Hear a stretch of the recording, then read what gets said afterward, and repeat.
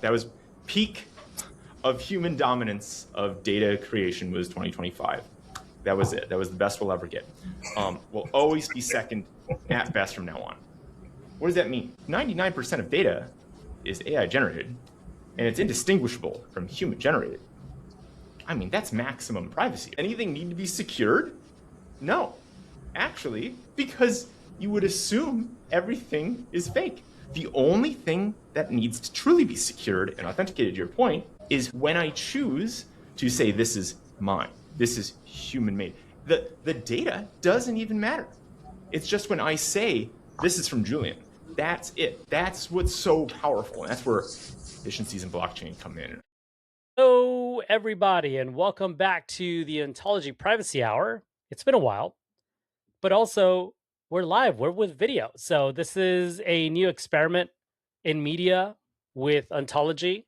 Still talking about a lot of the same things when it comes to identities, privacy, decentralization, but with a bit of a different twist. And I think something that's more contextually relevant and personally for me interesting, AI and these large language models that are being trained on the data that we produce, be it consciously, or should I say where we're sharing it on social media, or maybe through some other platforms that we wouldn't think that our data is being, I'll put it in air quotes, compromised, right? We'll have a conversation about that. But before we get started, I do want to allow our wonderful special guests an opportunity to introduce themselves. I think we have two very special guests and two, I think, distinct points of view, or maybe not distinct, but definitely unique kind of areas in which they're building.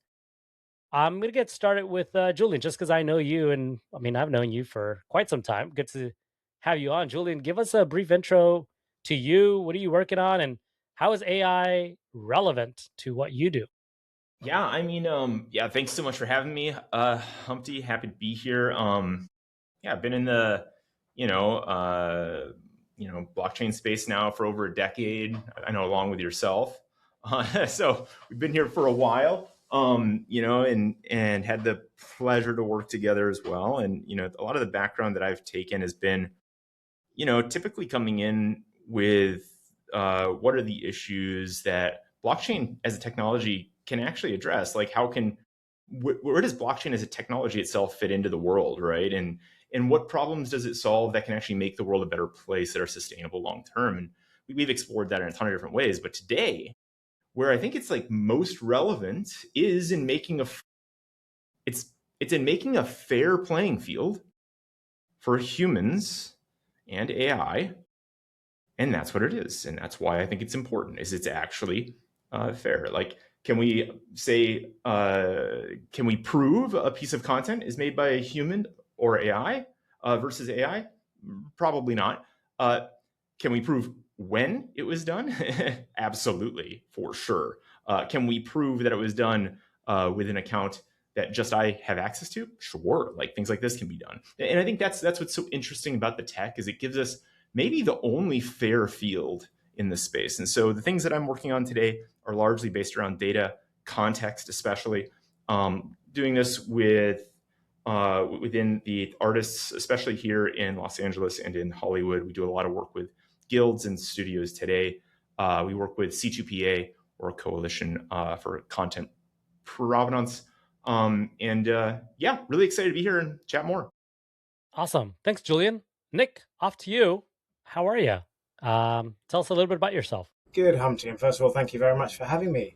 It's a pleasure to be here. I've obviously followed Ontology and I've known Jeff for a while, so it's good to be connecting live. Slightly different background to Julian, although one of the things he said about the even playing field and sort of democratizing the things for the people, right? I think that's a core part of my motivation for doing what I do. But a bit of background, I've spent 25 years sort of at the cutting edge of technology, typically in B2B startups.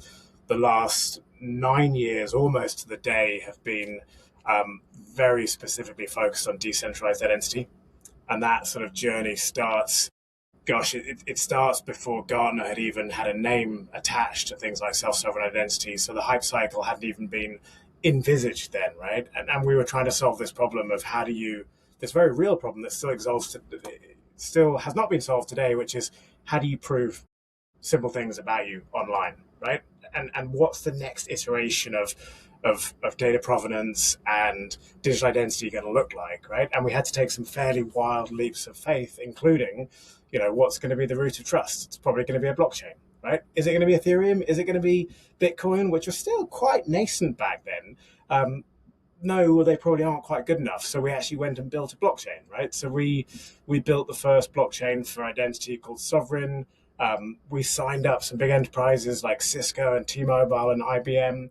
But here's the thing, right? We were very early. If you think, and you'll know this, intuitively, if you think about all the things that need to be true to get to this sort of perfect world where everyone owns and controls and has consent over their data, all of the things that need to be true, right? You've got to have governance, you've got to have usability, you've got to have technology, you've got to have awareness, you've got to have the right business and use cases. A lot needs to be true, right? So it doesn't mean that we were wrong with this model. It just means that it's taken longer to get there.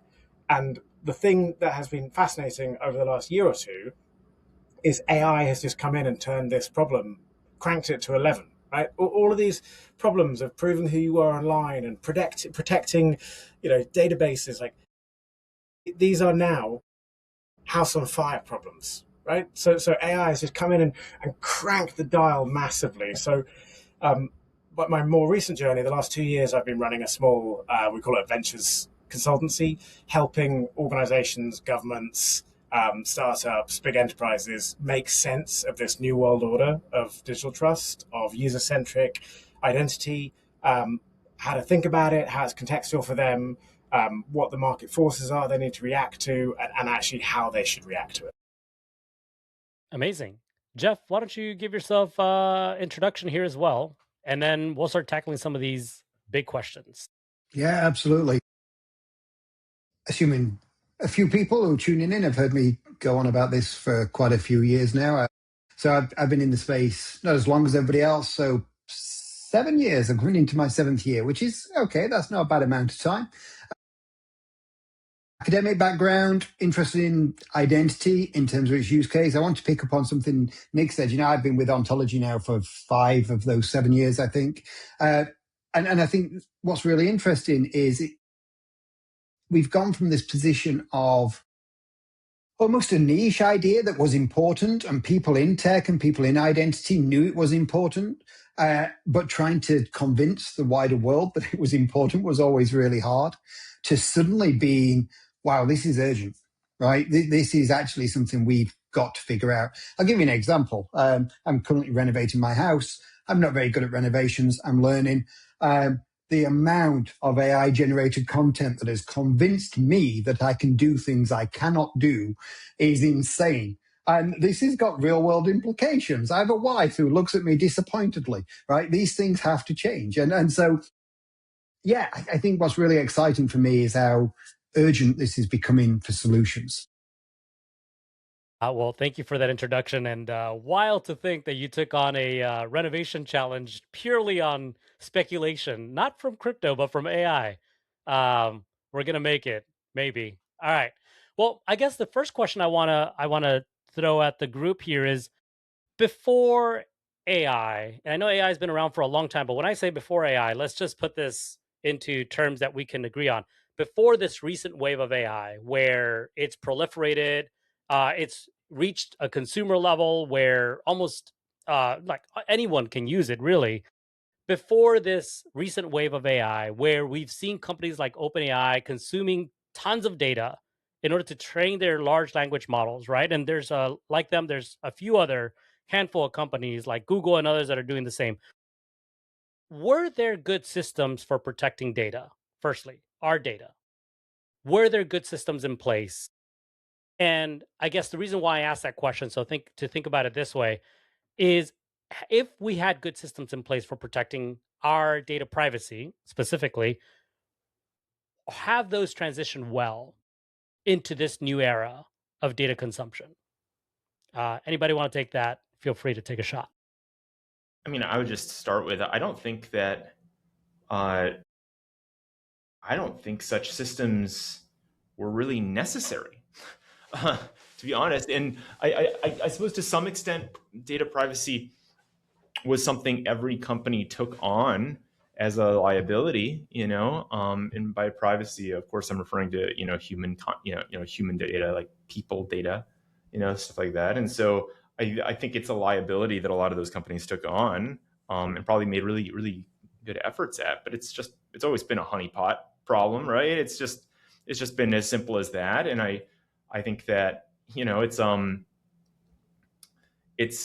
kind of tied up in this, if you have that data in a raw format somewhere, I mean, it's just a matter of time. It's a matter of time, right? It's interesting because it sounds like what you're saying is, and correct me if I'm wrong here, that the data kind of was, in terms of the privacy or the protection of that data, was up to the institution, but the security risk was a human security risk where someone could leak that data, or sophisticated actors like hackers or nation state attackers could then access that data. But in terms of its proliferation and its usage, it was limited by the human behind these attacks. Probably, yeah. That's my 2 cents. I like that question, Humpty. The look, by its very nature, the fact it's called a honeypot of data means that it's going to be sweet and somebody's going to go after it. I've used this metaphor for years of sort of security around honeypots of data almost being like a bucket around water, right? And there's leaks in the bucket and you have to keep patching them. And if you look at the security industry today, and this week it's RSAC, right? But it's all about what layers can we put on to continue securing that data. And look, fundamentally, that's the wrong model. Like you have to smash that. We need a new bucket is the point, because you can't, anytime you've got that concentration of data, like somebody will find a way. And of course, now with AI, like the ability to do cyber attacks has been entirely democratized, right? Anyone can do that. If you talk to any CIO or CISO and you talk about the number of like breach attacks they've had over the last 6 to 12 months, is exponentially increasing. So the model needs to shift, right? And it's got to be this whole sort of notion of distributing that data to different nodes on the network, the different nodes on the network being either organizations or people, right? Or things or agents that have and can control their own elements of the data. And it's more than that, right? There's a second factor of sort of security and I guess practical usability here, which is it's not going to be enough to just have the data. You have to tie it to the person who's authorizing its use, right? So it doesn't matter that somebody's got my social security number. In the New World Order, I should have to prove that it's me, Nick, showing you my social security number. So the fact is, the data in the bucket becomes less important and less valuable anyway, if you don't have the added context of proving it's you or it's your agent, for example, that is using that data. Great. So I guess there's two questions here that I would like to pull a thread on, because I think two different points were made. One of them is the authentication of data. In other words, am I the producer of this data, versus the general data protection? Like who is in charge of protecting data, right? I think I want to start with more like authenticating data. What does that look like today? So, I mean, I can take a stab at this because I have I'll start with the degen perspective. So like, it's like privacy to me is like the ability to choose to say this is mine. But if I don't say it's mine, that's how it remains private. Now, the funny thing is 2025 is the last year, it's coming out that 2025 was the last year that humans produced most content. Most data was made by humans. That was the last year ever. So that was peak of human dominance of data creation was 2025. That was it. That was the best we'll ever get.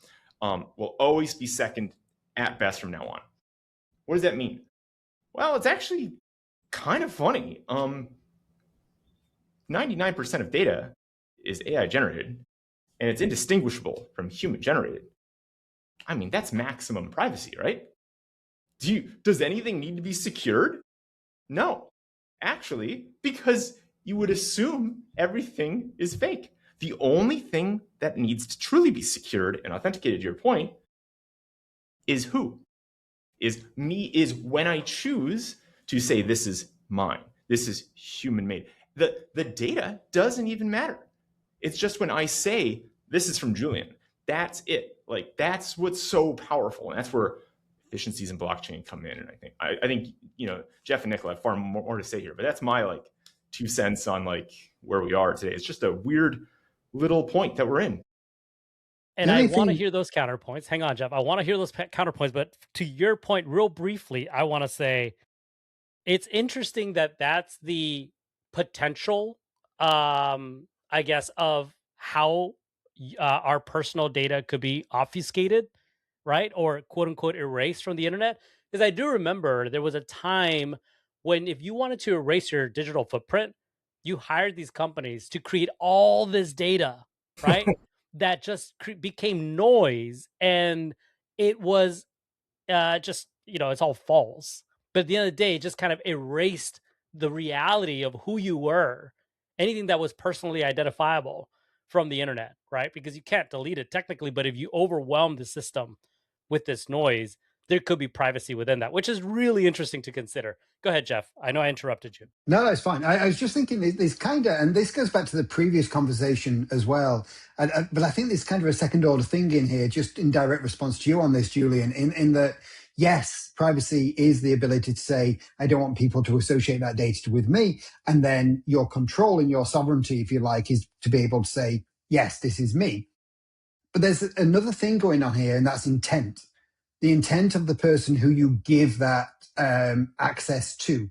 And you can liken it to sending nudes, right? If I send a nude to Humpty, he's gone, Jeff, send nudes. So I send him a nude. That's fine. That's privacy. It's in this same thing. But if Humpty then's gone, Julian, Nick, look at Jeff here shaking his thang, right? That intent matters. And I think that's true of privacy within data as well. So what happens once you've authenticated it also matters. And, this can go back to things like Cambridge Analytica problems and things like that in the past. But there is this extra thing that goes beyond just that ability to say, yes, I give you permission to know this is me. Makes sense. I agree. Nick, anything you want to add here in terms of authentication or more personal identification, I guess, of data? Only that, like, to riff on what Julian said, I think if you boil this down, to sort of primitives, like just the fundamental issue of proving if something is AI or human, right? There's a lot of people chasing this proof of personhood notion, from Vitalik to WorldCoin to the First Person Project. There's a bunch of people trying to solve this, because if you boil things down like that, first of all, is it a bot? Is it a human? And it might be fine that it's a bot, but then who's authorized it and what's it authorized to do, right? Those are just critical questions of our time. I guess the question begs, or the statement begs the question, is privacy any more of a concern now than it ever has been in the past? It sounds like to me, at least from what I'm hearing here, is maybe not so much, because of the amount of information that's available about everything else. Is that what I'm hearing? I mean, I want to make sure I'm not misunderstanding that statement either. I don't know if I would say that we're there yet. That would be nice. When there's 100,000 active Julian Brabons on Twitter, I think we're probably there. But then wouldn't the current Julian Brabon, please stand up, right? On X be identified by your username, which has potentially reputation of you having been active in certain times before AI, right? Yeah, very true. That's that. And then it comes down to, like, what is the source of that? Who's making that determination? Is it X that's making that determination? Is it the Internet Archive? Is it my own memory or relationship with him? Is it some other source of truth? And I think that's where that becomes important. If we can boil everything down to something like timestamp and cryptography, oh my God, what a great world that would be if everything could be simplified down to just time and proof. Everything becomes so much better. Interesting. I wonder, and you know that there's definitely a lot more to unpack here, but this idea of like attribution is still kind of in the back of my head. What is there value to attribution of data? I guess you're talking about the when timestamp, right, Julian? So, and I talked briefly about like the who from a user account point of view or user ID point of view. Is attribution valuable? And I guess maybe I'll send this back to you, Julian, because I know you work with data a lot and you're building products that are to some degree attributing some information to that data. Is there value in data, like attribution of some sort of way in the data that is being collected? So again, maybe this is a bit of an extreme perspective, but I think attribution is the only thing that's valuable. If Bloomberg comes out and says Tesla stock is XYZ price, right? That's worth something. If I say the same thing, probably not really. If I'm posting the same thing on some social place, probably not worth as much. At the end of the day, the source of that is more important than the content, and I think that's kind of the direction that I see it going to, and that's like it's something that's like a lot easier to manage and control. And even when you come back to kind of like the AI data set, and I don't want to get ahead of ourselves, but the AI data set training issues, right? Deduplication is a major thing. AI it's not 2015, right, guys? Like the whole of the internet isn't human made. We can't just train off of whatever we find now. And training off of content that you yourself made is an Ouroboros effect, and you'll destroy your own model. So things like C2PA and these content provenance things exist, so you can say, hey, this was actually made by AI, trying to not to train on it. So nowadays, attributing it back to the person is probably where all of the value is. It's even more important than what it is, or maybe not quite, but the needle is moving in that direction. And I kind of actually like that, because I would love to live in a world where it's like, I don't need to worry about protecting every byte of data I leak. I just need to worry about it being associated with me and that attribution being the source of value. I kind of like that, but that's just my opinion. Can I riff on that a little bit? I think the attribution is really, really important. I think the other big question mark here, and you kind of touched on it, when you think about privacy, like why do people want privacy? Like in many instances, it's to protect themselves, right, from bad actions that happen. But the other aspect here is like we talk a lot about data ownership, and I think that's the wrong lens to look at this. I think it's not necessarily about owning the data; it's about consenting to its use. It's about auditing where it's being used. Frankly, it's about revoking permission to its use. So I think auditability is a huge part of it. I think the consent to how that data and to some extent the control around that data and how it's used and is it being used for my best interests, that is a really important antidote to that sort of bigger question of what is privacy anymore. I guess my follow-up question is, are there any good systems today that are being developed or already exist to attribute that data?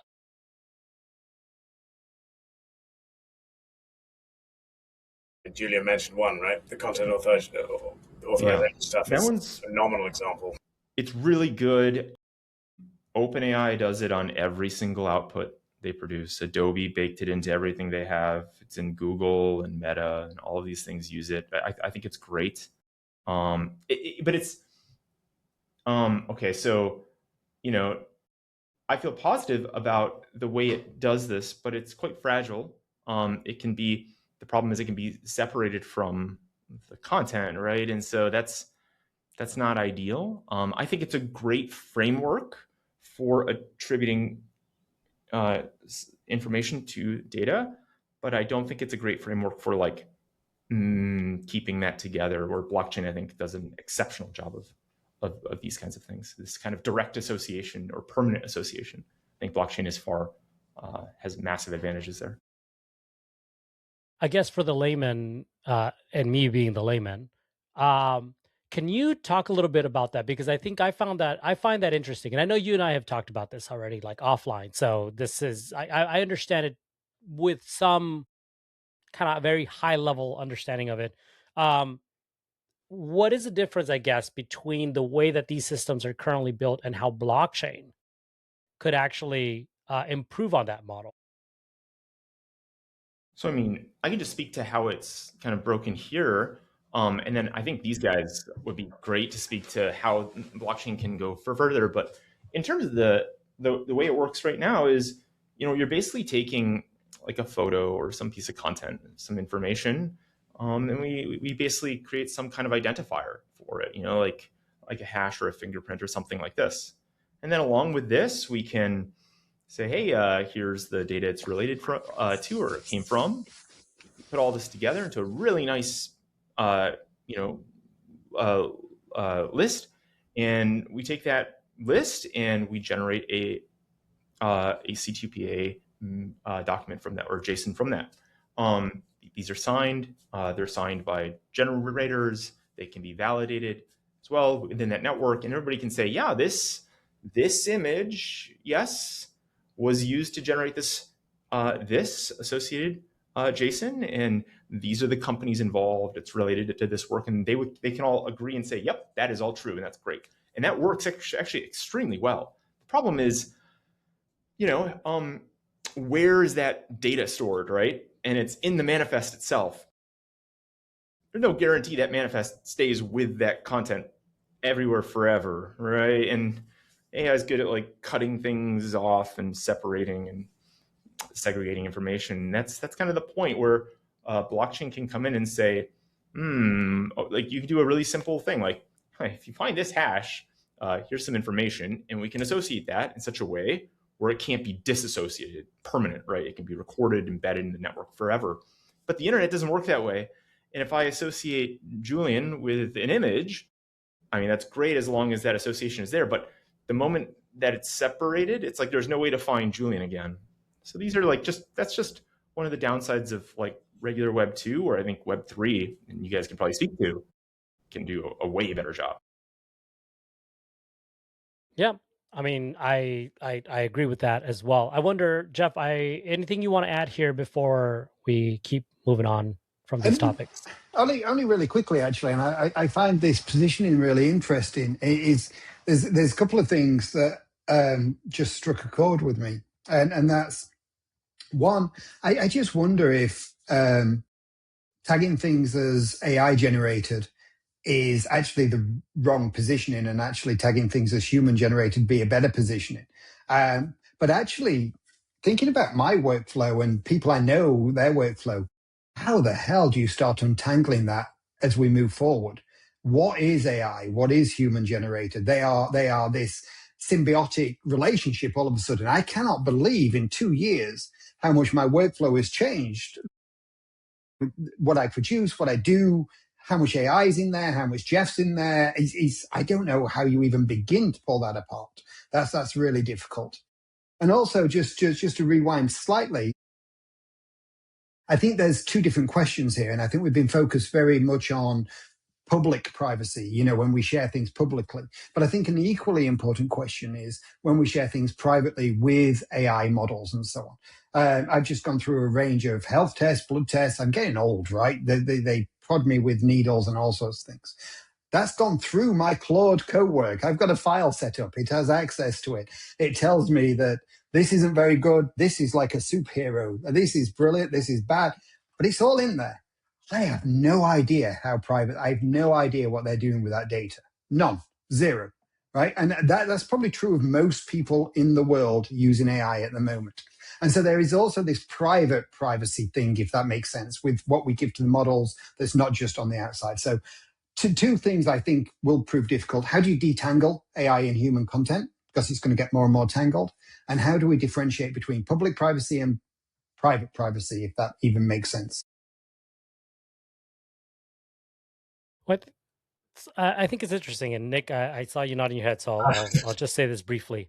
I find it interesting that you bring up these two very interesting points, and one that I was already thinking about raising, and this is the idea of like, is there a third data set that is, instead of just looking at it like human data and AI generated data, but it's like collaborative data where it's like produced together? And what's the value in that? Is there value in data that is produced together with human intelligence and artificial intelligence? The other thing that I thought about when you were talking about introducing all of this data onto Claude, which I personally wouldn't do, um, and more so because I think that you are sharing this information and it could potentially have some sort of like um, unforeseen, maybe medical insurance things, that things are shared without your permission, and I'm that in it's the UK, raising. Humpty. I'm in the UK. We don't give a damn about medical insurance, dude. I'm showing my red, white, and blue over here. I'm chuckling at the notion of Jeff giving OpenClaw access to his like NHS health records and just be like, yeah, just go and get me some appointments for like blood tests and stuff. Just YOLO. And That's this how I live, idea, Nick. that when you were saying that, was I remember that when it came to try to obfuscate the crypto that you were moving around, going to cryptocurrency, you were putting them into these mixers like Tornado Cash, so that your data, if you will, of tokens being moved around from accounts to account was hidden because of the number of other accounts and tokens that were being put into the same pool and then redistributed. So maybe in the future there is a data mixer for AI prompts and results that kind of removes some of that provenance, that connection between your prompt and the result from Claude. Just thinking, because I was thinking of Tornado Cash when when you said that. But go ahead, Nick. You want to add anything else to that too? No, just laughing at Jeff in a friendly way. But actually, one point, it's interesting you talk about this. I find the hyperscalers and the LLMs almost insidious in the way that they kind of gamify ingestion of data. It's and this is coming from someone who spent the last decade caring about privacy. But what's happening in the broader world? It's mind blowing. The power, the concentration of power in these hyperscalers. I think it's going to, make Web 2 world look like a walk in the park. Honestly, Can you define hyperscalers for those who are listening and don't know what that means? so the Claude, OpenAI, Gemini, Grok, these sort of large Present language company. models that are publicly available, and the guys who brought AI into the public domain, right? Because people have been working on this stuff for 20 or 30 years, but it's only been in the last 2 years where it's been accessible to the normies like us because of the UI on top. But I think, sorry, can I jump out? I think this is, really important, Nick, in there, because people, if you're not careful, me included, we don't care enough about privacy. This is one of the problems, right? And the power of AI, the power of these models is with the data you give them. The more you give them, the more use they are to you. The more you share, the more use they are. And that's the draw, right? That's the pulling. And that's the trap we fall into.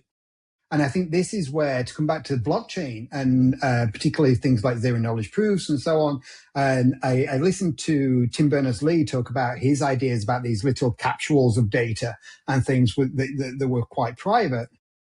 And I think these are the real solutions we need to look at. I genuinely believe AI's natural home is on chain with privacy preserving things in place, because for it to be at its best, we need to share as much as we can with it. It needs to be embedded and its little weaselly hands in everything we do. And at the moment, that's Anthropic or OpenAI or Elon, or, that's where it's going. We need better solutions to that. Like I said, Elon and not Grok. Go ahead, Julian. It's like, this is just, this might just be what I'm working on now, starting to bleed into the conversation. But I think that your points on context and what you provide is super important. And it's actually, I don't think a lot of people think about it this way. And I think people would debate me, but, I don't think most people actually interact with LLMs. I'd say it's actually quite rare these days. I'd say most people are interacting with agents, they just don't know it. And if you go to ChatGPT and you say hello, it says hi Julian. And why is that? So there's context. There's context being injected into that prompt. And there's now, when you interact with an LLM, you have the user prompt, you have the context. So this could be a database that we've used in like vector search and re-ranked. You would have a system prompt, like how to respond or a way in which to respond. And then there's your conversation history. So all of this is sent in every single interaction. And the funny thing is, the model at the end of the day probably doesn't very, very, very likely doesn't know anything about you. But your prompt or your prompt cache contains all of this user information. And I think this is a really important part that most people don't think about, is that's where the secret sauce is. And if you can properly engineer your prompt in that way, the context, your vector search, your embeddings, your re-rankings, your graphs, your everything, like, I got to tell you guys, like, you can get a terrible model to perform better than the best models that are out there. You can make your conversations more efficient. And not only that, like, managing that context well, that's where privacy becomes a big deal, right? Like, that's where you can control things, and that's where all the value is. So kind of think the balance of power is going to shift here. And models getting better, yeah, it's good. But I think context is key. I think that's going to be really big. I think that's the next wave. I love that point, Julian, by the way, on these context things. So I've got .md files that has got enough information for you to clone me pretty much, right? And that's a really interesting point, right? Because imagine that as privacy preserving .md files or whatever the equivalent is for that context. I think that could be a really nice future that we could envision. Yeah, I mean, I run a Lance database with a local embedding model and a local re-ranker for every single prompt I send, just so I can perfectly manipulate it, so I can pay the lowest price possible and get the best price I possibly can get with providing the absolute bare minimum context about me. And it's like, that's like how we're doing it now, but that's where everything's going to go because of these privacy issues you guys are talking about. You're exactly right. It has to.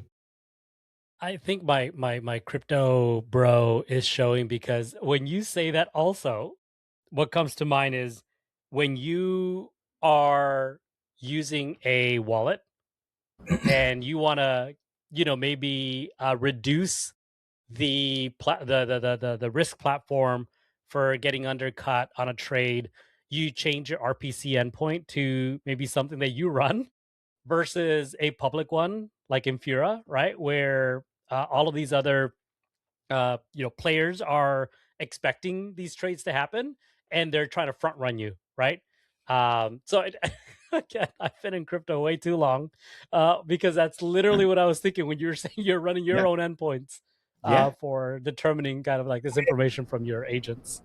Kind of random hot take here, but solving for, I'd say one of the biggest challenges in crypto, right, is key management. Obviously, it's key management, right?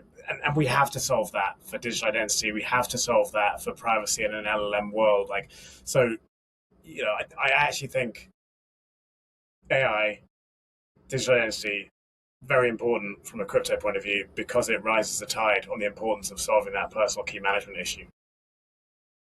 Yeah, it concentrates the risk there for sure. Well, I want to go back to something when that. Well, okay, before I get there, another piece of context, because you were talking about this idea, Julian, of there currently you're not talking to an LLM, you're talking to an agent. I was literally at a coffee shop yesterday working, and this very friendly person was asking everybody what they did, which I thought was very interesting. And one of the things that we just started talking about was like AI and AI agents and the different AI tools. And he was surprised at how much I've used it over the last 2 years, starting with like GPT 2.5, I think, if not GPT 3. And so there's a lot of history there. I've been very cautious about how much I share, but definitely enough for it to like learn my voice and be able to like write in my voice when I'm producing content, for instance. And it's assisting me to do that. But recently I moved to Claude Code, and all of this context is just gone.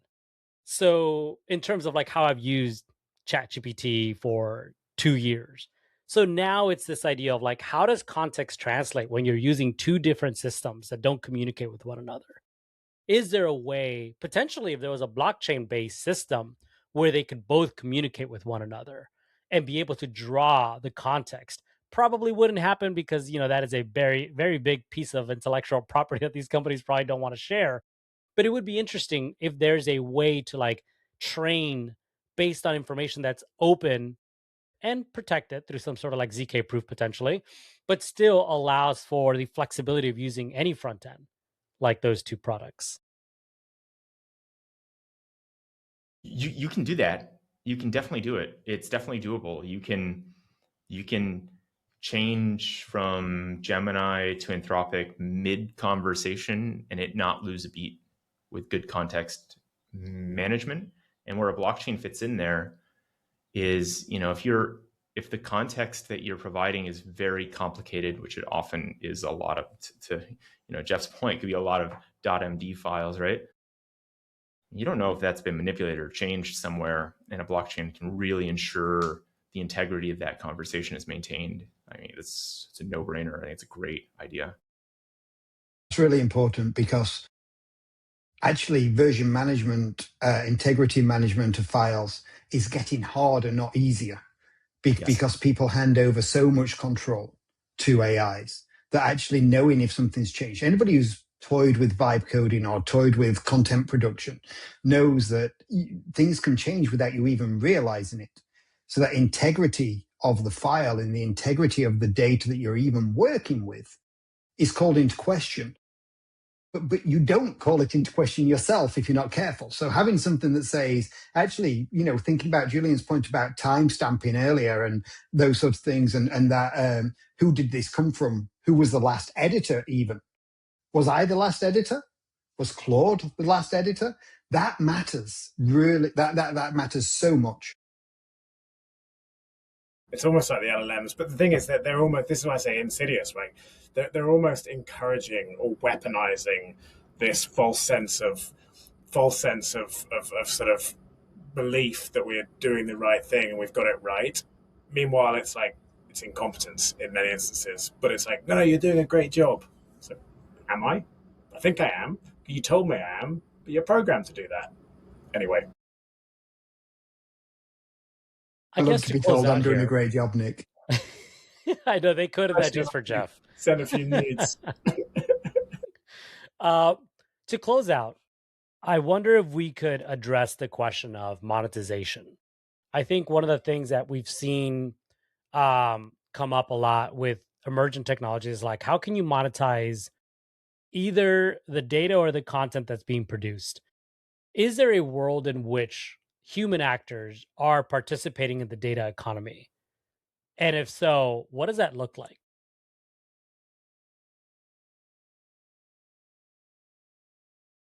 I know Julian's ready to take a stab, so he's waiting for one of you all to. I'll give a quick answer. Like. So I'll give a quick answer so Julian feels more comfortable giving a longer answer. My quick answer is that I think there are two strands to this, right? Genuinely, I think there's this private, we're giving some data, and I prefer to be private to AI to do things for us. They're going to charge us for that, and rightly so in some respects. I've got no problem for it. Like if we give our data over and we're using it to get them to help us do things, check our health, buy a house, whatever it is, I have no problem with paying for that. That's part of it. And I almost feel like there should be a toggle switch, where a really easy one that says, actually, you pay me if you want to do something else with this data. And I'll tell you where it can go. I'll tell you what you can use it for. But this is the flip side of it. So it's perfectly private when I give it you. And then I can choose where you can share it and you can pay me a separate thing. So I don't mind. It's a weird symbiotic relationship here. We are getting a really good service. It's like Facebook or Twitter or whatever. They're giving us something, right? The value of that can be questionable at times, but they are giving us something. But what are we getting? What are we giving them? And I think that relationship needs to change on monetization. It needs to be a two-way street. I think it's got to flow both directions in the future because they don't exist without our data, but actually they're not useful to us without our data. So it's bi-directional for me. Cool.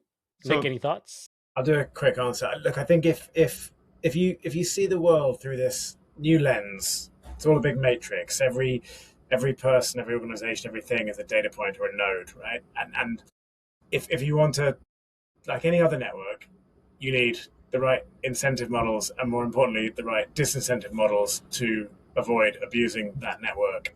And I tend to think that payment gateways are probably the most simple way to avoid bad behavior on a network. So I tend to think of payment gateways and, the kind of stuff that Coinbase is doing as their first utility will be, monetizing signaling costs and disincentivizing people to, attack one node or sort of do the wrong behaviors rather than content providers monetizing. Right. I think so. It's more.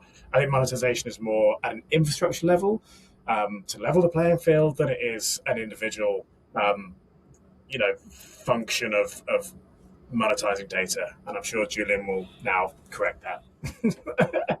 I think it's like, I think it's a really interesting problem. And I kind of think we're just at we're in a transition.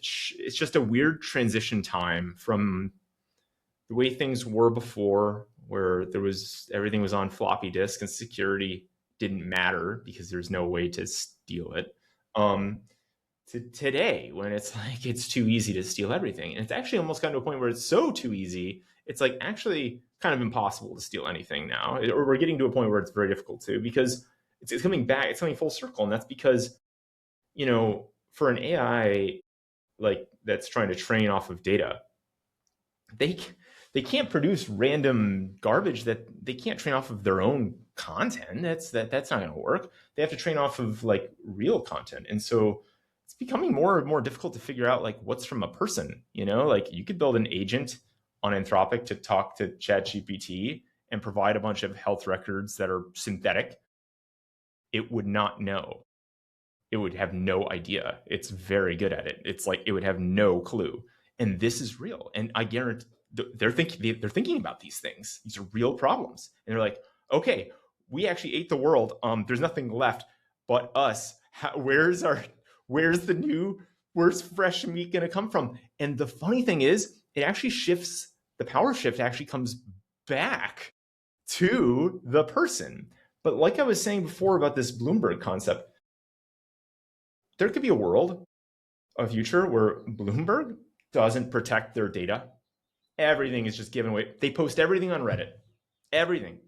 Open. The only thing they protect is when they say, buy Bloomberg. And so they don't even actually need to produce the data. The data could come from, I don't know, Yahoo Finance or something. The moment they put buy Bloomberg, that's when it's worth something. And that's pretty magical because that data is so much smaller. It's like the attack surface is nearing zero, right? And that's something defensible. And the other thing is there's signals today. There are clear signals today that AI companies will pay for that. Like we were talking to an artist recently that was working at, Meta, and they're paying $500,000 a day to artists to generate like 3D models to train off of. Because you can't get it.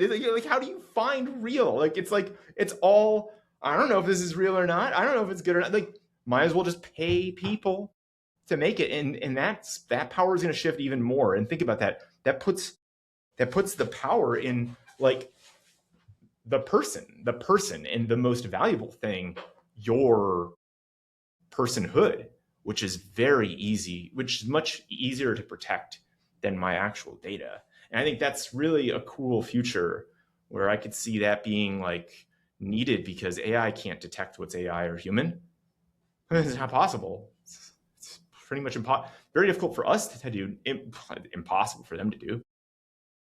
Julian's just made my day. I've just paid to put my eldest through university as a 3D modeler. So that has made my day. Thank you, Julian. I feel like I've not just wasted £100,000 on education. I think I think we're in a transition time, and now it's like you can make all of this stuff so easily, which means it's like, I don't wear a digital watch. Digital watches probably keep time. I have a digital watch, but the digital watch would keep time much more accurately than like this. But this is made by The analog shift is real. And I love the optimistic note on which we are leaving, because I think one of the things that I talk about personally to people is I feel like this dystopic view of AI, at least in the near future, is misplaced or misguided. And so there's a lot of good things that are happening from it, but also certain things that are overplayed in terms of what AI can do. But also in terms of this conversation, how we closed it, there's still an opportunity for humanity to thrive by simply being human, which I think is a wonderful thing to think about. Um, well, I mean, we've reached the top of the hour here, and I want to give an opportunity to all of our wonderful speakers an opportunity to say, where can we follow you? What is something people should look out for that you are, excited to share in the near future? We'll kick it off with Julian. Sure. Yeah, thank you so much for having me. I always love just the conversation is great. We always have a good one. Twitter's fine. I guess I'm on LinkedIn more often these days. I tend to be pretty active there. My company has been largely in stealth now for going on 4 years. However, I'm really pleased to announce we're actually going to be launching our first ever public facing product within the next coming weeks, called Monolith, which is only this, which actually does exactly this. It's if you're an artist, you can take credit for your work, and AI will be able to see that and recognize that, and has to. We use cryptography, blockchain, everything I've mentioned here.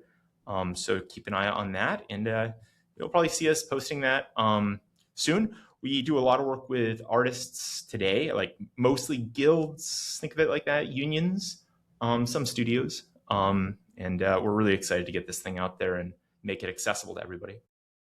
Awesome. What are those links, Julian, for LinkedIn and the first one is joinmonolith.com. It's probably a good one. There you go. Cool. Thanks, Julian. By the way, having worked with Julian in the past, having him announce a release is like pulling teeth. So I'm glad you were able to share that comfortably. Yes, thank you. Nick, where can we find you, and anything exciting that you're working on now that you'd like to share? So yeah, find me on LinkedIn. Similarly, Google Nick Riss LinkedIn, it'll come up. What am I excited about? This tipping point. If I mentioned this sort of the Gartner life cycle growth curve at the beginning of the conversation, the market forces driving the need for digital trust are phenomenal. Whether it's governments digitizing, whether it's the advent of AI, it's causing this pressure to build up. I spoke to a telco last week, global telco, 200 billion cyber attacks a day, right? This pressure is just mounting, and there's a lot going on in the decentralized identity space, in the digital trust space.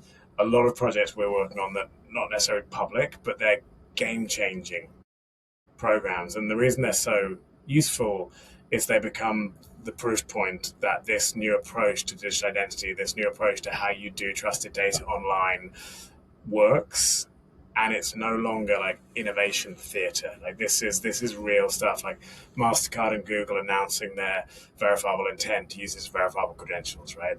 These are all really good news for folks that have been working in this space for so long. So I'm just, this first quarter of the year has been outrageous in terms of the progress that's happening, largely under the waterline, right? We're in our pre-chat GBT moment for digital ID, but there's just so much going on. So, keep watching the space. There's cool stuff happening. Awesome. Jeff, any last words? Yeah, it's like, keep up with us on Ontology and Onto Wallet, thinking about consumer-facing things on data and data ownership. This can be really exciting once that starts moving forward. So, and you know where I am. Always drop me a message. I always say hello. Awesome. And as for me, you can find me usually on X, Humpty0x, and I guess we're dropping on LinkedIn's Humpty Calderon there. Happy to chat with y'all. I definitely am an ambassador and an advocate, I should say, for creators. So lovely to put my creator hat on again today and host all of you lovely people and have this wonderful conversation. Excited to see you all again next time. Thank you. Thank you, everybody. Really enjoyed it. Thank you, guys.